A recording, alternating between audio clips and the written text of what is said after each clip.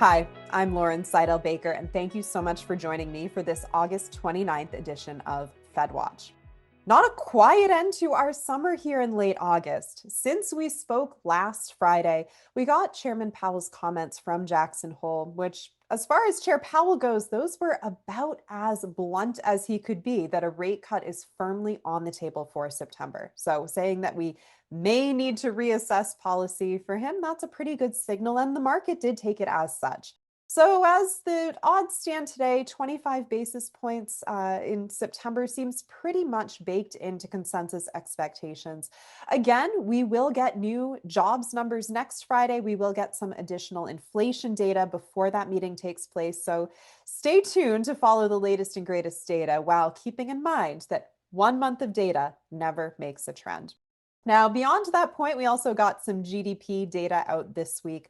That was the second estimate of the second quarter GDP numbers. No big change there. 3.3% is the headline figure. It's no surprise. We saw good growth, steady growth in that second quarter of 2025. A lot of it, again, when we compare that second quarter to first quarter, that sequential growth rate, keep in mind there was something of a bounce back effect because so many imports were pulled in pre-tariff in that first quarter data point.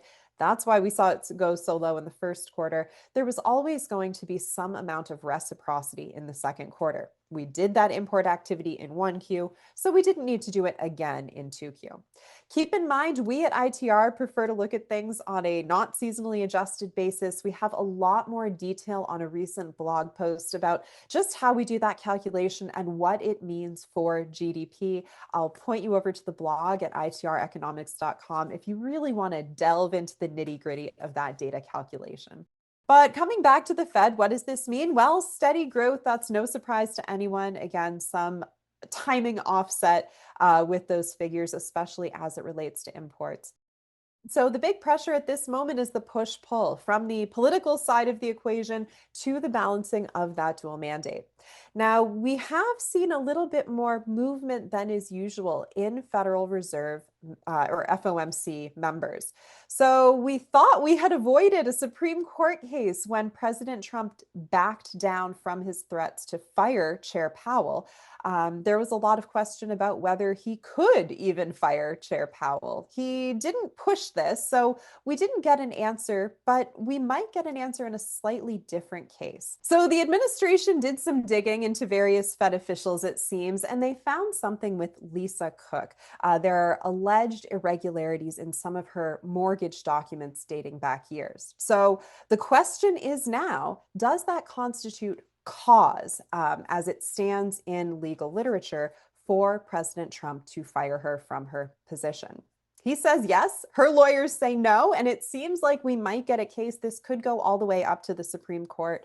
Today, ruling law of the land is a 1935 Supreme Court case called Humphrey's Executor.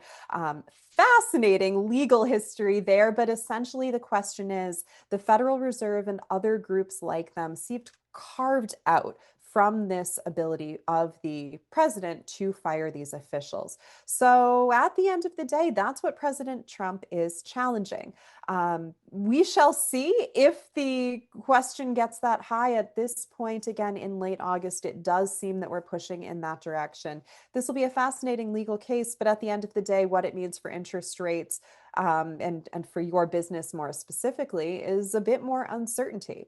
A lot of businesses, most of the market doesn't want to see Fed independence called into question. That's going to really bring down confidence in the system. So to see these additional political pressures, we haven't seen a massive market movement yet, but I'm concerned if things do get to that point, we might see a little bit more flow through, especially in the long end of rates. That's where I will be personally watching the market reaction.